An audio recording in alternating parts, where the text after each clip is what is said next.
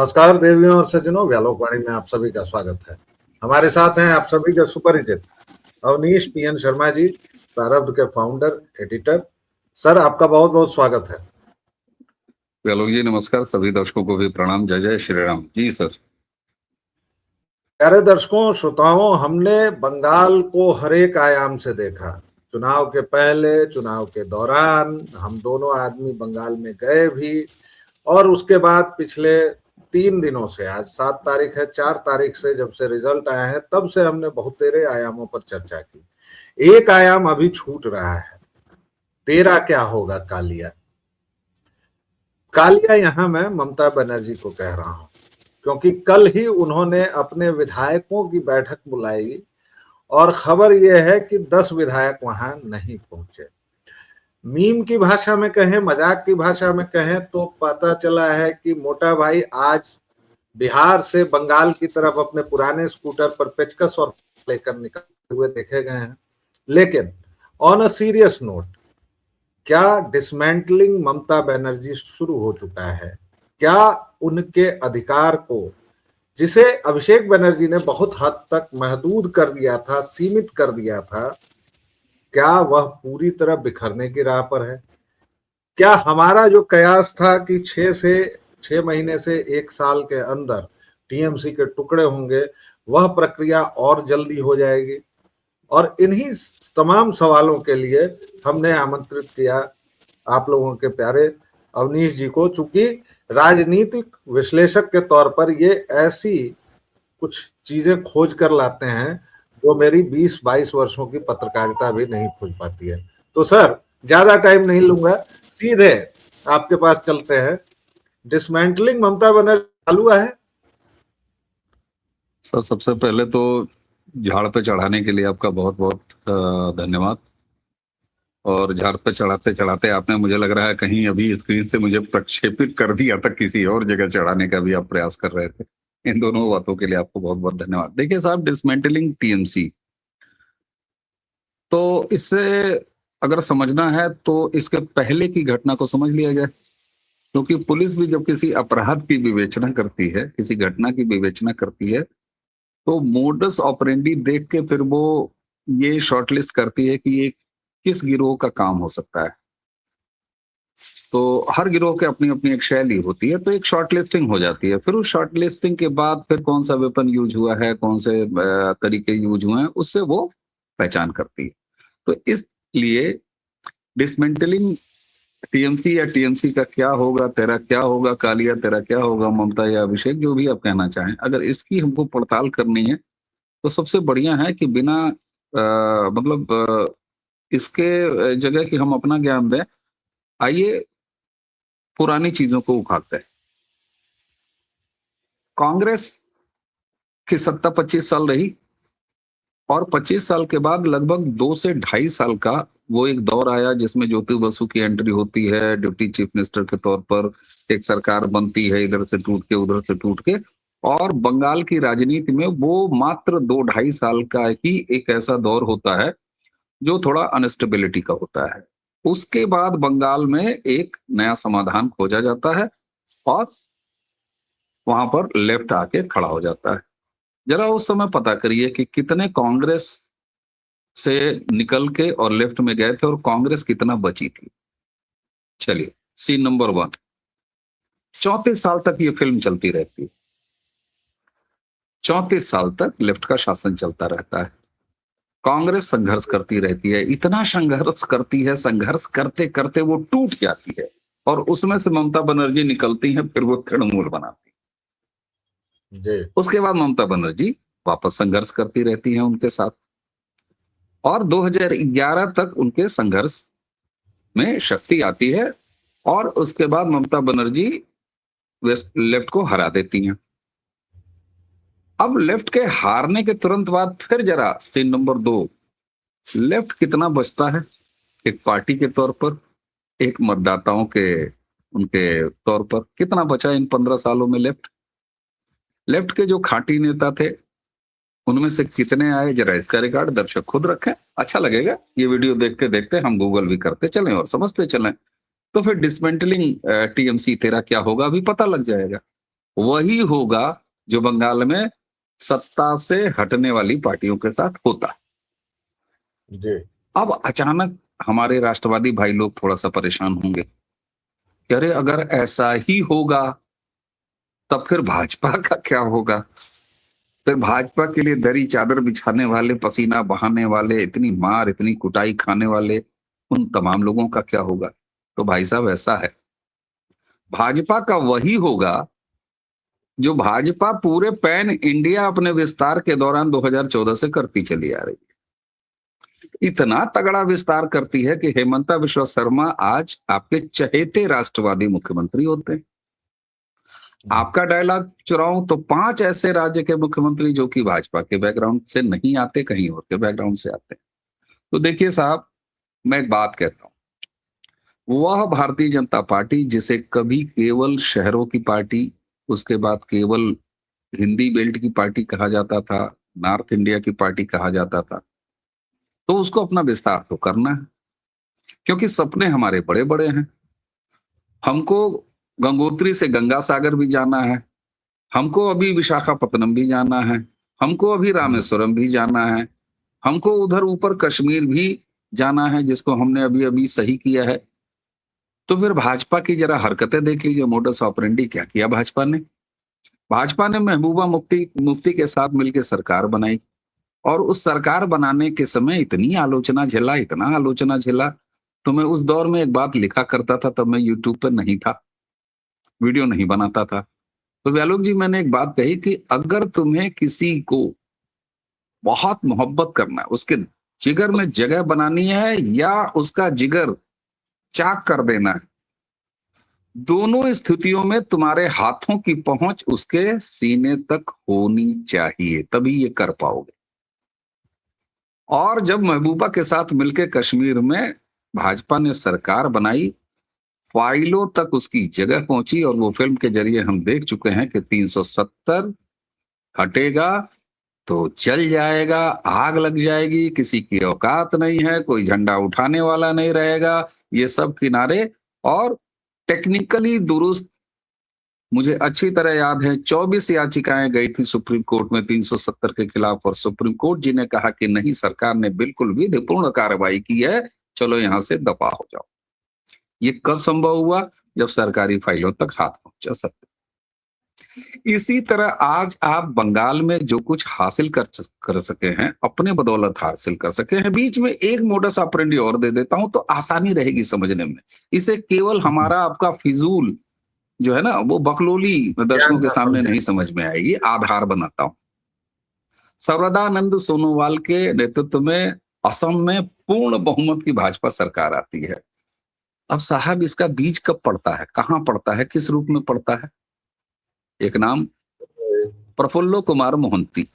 प्रफुल्ल कुमार मोहंती असम गण परिषद, एक ही बहिरागत आंदोलन से निकले हुए दो लोग, एक कम्युनिस्टों के पास गए, प्रफुल्ल कुमार मोहंती को आरएसएस ने अपने संरक्षण में लिया, पार्टी में शामिल नहीं कराया, लेकिन एनडीए के गठबंधन में शामिल कराया, और तब से वह जमीन तैयार होनी शुरू हुई, और आज भाजपा की पूर्णकालिक सरकार है, हेमंता मुख्यमंत्री हैं, और असम गण परिषद अटूट हिस्सा है एनडीए का। तो ये कैसे संभव हुआ? क्या बिना प्रफुल्ल कुमार मोहंती को हाथ लगाए? भाई, आप कह सकते थे कि वह तो एक इंसर्जेंट ग्रुप का आदमी था, वो गरम दल का आदमी था, वहां से निकल के लाए, लेकिन आया ना, वह परिवर्तन हुआ ना। और उदाहरण देख लीजिए, त्रिपुरा में आपने क्या किया? त्रिपुरा क्या नागपुर म्युनिसिपल कॉर्पोरेशन के अंदर आता था क्या? नहीं ना। वहां कितने पैदाइशी भाजपाई बैठे हुए थे भाई, पूरे नॉर्थ ईस्ट में आप देख लीजिए कितने भाजपाई बैठे हुए थे। हम तो मान के बैठे थे कि वो क्रिस्तान हो चुका है, लेकिन वो तो ये जो चीजें हैं, आपको अगर विस्तार करना है, आप ही व्यालोक जी, हम लोग लगातार ये चिंता करते थे कि यार भाजपा कैसे वेस्ट बंगाल में लड़ पाएगी, इसका काडर जमीन पर कहाँ है, इसके पन्ना प्रमुख, वो टोलियां जिसके लिए भाजपा जानी जाती है, बूथ टू बूथ, हर बूथ पर अपने सशक्त नेटवर्क लेके। तो अब ये अवसर बंगाल की जनता ने दिया। हाँ, अब इसमें फिल्टर लगाना होगा। फिल्टर कैसा लगाना होगा? जैसे वो पेट्रोल पंप वाली महिला कह रही है कि रातों रात सबों ने गमछा बदल लिया, झंडा बदल लिया और तमाम तरह की चीजें करी। और यह फिल्टर ऑलरेडी बंगाल में भाजपा लगा रही है। भाजपा ने साफ कहा है कि जो रातों रात गमछा टांग के चले आए हैं वो हमारे लोग नहीं है और ना हो सकते हैं। तो एक कंप्लीट फिल्टर अच्छा खासा संगठन के तौर पर, क्योंकि सरकार आज आई है, संगठन भी थोड़ा है, उस स्तर का नहीं है जिस स्तर का संगठन लेके भाजपा चलती है, या जिस स्तर के संगठन के ऊपर आप एक लंबी यात्रा सरकार की कर सकते हैं। क्यों? क्योंकि आपको बंगाल के जनमानस ने मौका दिया है ना, ये चुनाव आपके संगठन ने थोड़ी ने लड़ा है उतना। हाँ, मैं मानता हूं आरएसएस गई, वहां पर लोगों को समझाई, संगठन जो था वो लोगों को समझाया, मैं उनको ऐसा नहीं है क्रेडिट नहीं दे रहा, लेकिन जनता उससे ज्यादा तैयार हुई। जहां आपका संगठन नहीं था, जहां आपका बस्ता नहीं था, वहां भी जनता ने ईवीएम पे जाके आपको पहचाना और आपको पहचान के आपको वोट किया। उसने प्रत्याशी का नाम तक बहुत नहीं देखा, लेकिन उसने कमल जरूर देखा, तो उसका कमिटमेंट कमल से है। अब आपको वह विस्तार, केवल सरकार तो आपने बना ली, अब आपको संगठन का भी विस्तार करना है, और संगठन का विस्तार करने के लिए पॉलिटिकल कार्यकर्ता उतने ही हैं। आप उत्तर प्रदेश और बिहार से वहां पर नहीं ले जाएंगे लोगों को। जो कल तक टीएमसी का था, जो कल तक वामपंथ था, वो बीते दिनों टीएमसी हुआ, वो कल को भाजपाई होगा, निश्चित होगा। एक ही उदाहरण जिसने अपना बलिदान दिया है, शुभेंदु अधिकारी के पीए ने, शुभेंदु अधिकारी स्वयं। जब आप शुभेंदु अधिकारी जैसे चेहरे को आज मुख्यमंत्री के रूप में देखना चाहते हैं, जो कि दीदी के सिपाह सालार थे, और अभी जिसने अपना बलिदान दिया है उस पीए ने, वह स्वयं शॉर्ट सर्विस कमीशन के बाद आके टीएमसी का मेंबर रहा, उनकी मां टीएमसी की ओहदेदार रही, तो निश्चित तौर पर यही मॉडल है डिसमेंटलिंग टीएमसी का। इस तरह से टीएमसी डिसमेंटल होगी, जिसका संकेत 10 विधायक गायब रह के दे दिए। और निकट भविष्य में, मैंने पहले भी बोला था आपको, टीएमसी की भारत के लोकसभा और राज्यसभा में रिप्रेजेंटेशन आपको घटता हुआ दिखाई देगा। और एक बड़ा मजेदार चीज विधायिका आधार पर सामने, ममता बनर्जी किसी भी हाल में किसी भी संसद की सदस्य या ओहदेदार नहीं हो सकती, संभव नहीं। कारण क्या? अगर उन्होंने कहीं किसी को हटाया, इस्तीफा दिला के अगर विधानसभा लड़ेंगी, मेरा दावा है जिस दिन वो पर्चा भरेंगे, शुभेंदु अधिकारी मुख्यमंत्री रहते हुए भी आपको पर्चा भरते हुए नजर आएंगे और फिर हराएंगे। तो इसलिए ये रिस्क अब नहीं लेंगे ममता बनर्जी, क्योंकि शुभेंदु उनको विधानसभा में नहीं आने देंगे। अमित शाह की वो बात याद कीजिए, मुझे 1 मिनट का मौका और दीजिएगा। अमित शाह की बात याद कीजिए कि मैंने शुभेंदु दास से कहा कि आपको भवानीपुर भी जाना है। ये शुभेंदु की इच्छा नहीं है, ये मोटा भाई, वो दिल्ली तैयार बैठी है कि तू जहां जहां चलेगा मेरा साया साथ होगा। वेस्ट बंगाल से ममता बनर्जी को पलायित कराना यह भारतीय जनता पार्टी का मुख्य एजेंडा है। इसके लिए अगर खुद अमित शाह को विधानसभा का चुनाव लड़ना पड़े, वह करके भी भाजपा दिखाएगी। अब आ जाते हैं, कोई लोग कह रहे थे कि अब वो राज्यसभा जाएंगी, वो किसी राज्यसभा के सदस्य से कहेंगे कि तुम इस्तीफा दे दो, फिर उपचुनाव होगा, आ जाएंगे। अरे भाई, दीदी के पास इतनी संख्या ही नहीं बची है कि अब वो राज्यसभा का एक भी सीट जीत सकती है। कहां से चली जाएंगे, कहां से चली जाएंगे? इस पर तो यही है कि एक तो ये भी चल रहा है, मतलब सूत्रों से, कि उनका झगड़ा झंझट भी हुआ है। मुक्केबाज जिसके पति हैं और जो कभी पूर्व पक्षकार हुआ करती थी, और वो लाएंगी शायद अखिलेश यादव से या बाकी सबसे, लेकिन वो सब कयासबाजी है, उसको छोड़िए।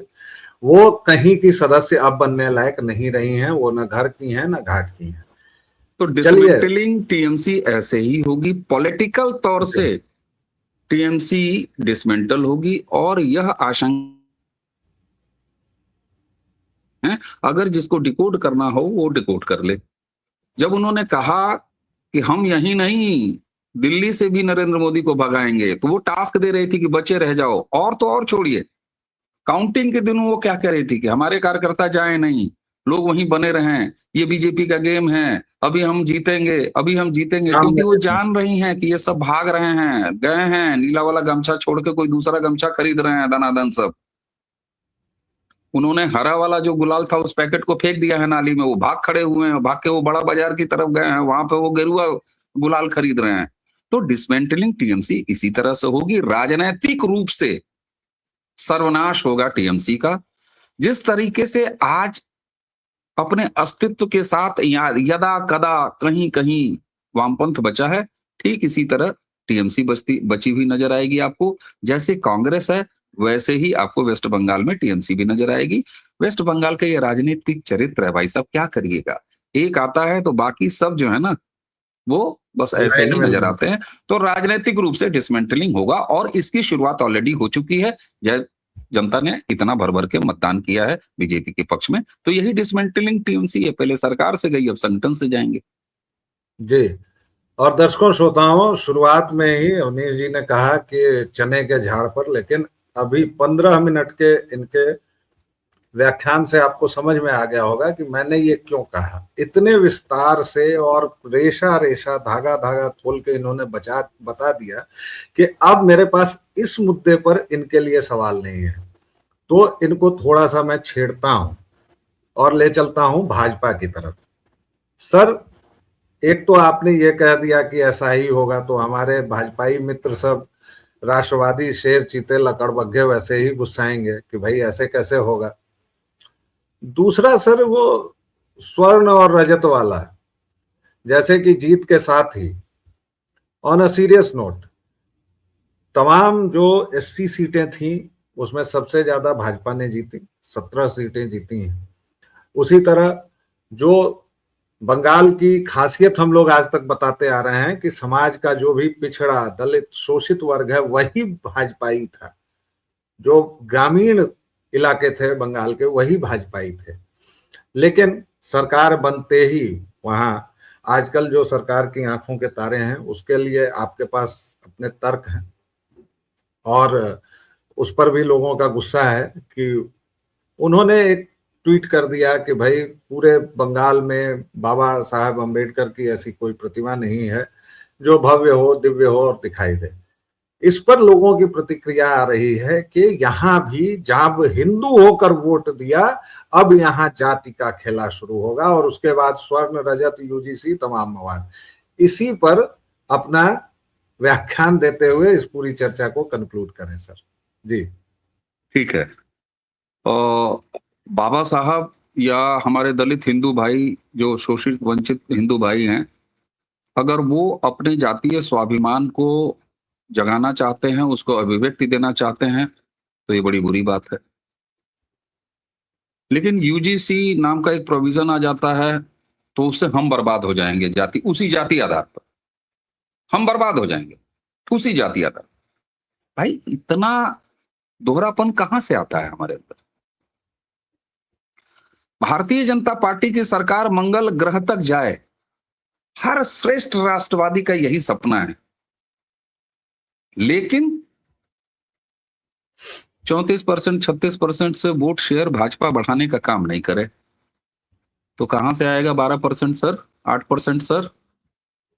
क्या है आप? 8%, 12% यही ना है? भाजपा को अपना पैन इंडिया विस्तार करना है तो 50% के लगभग जाना है। आज अगर भाजपा 43-44% की मेहनत नहीं की होती तो आज वेस्ट बंगाल एक बार फिर आपके लिए सपना होता। राइट।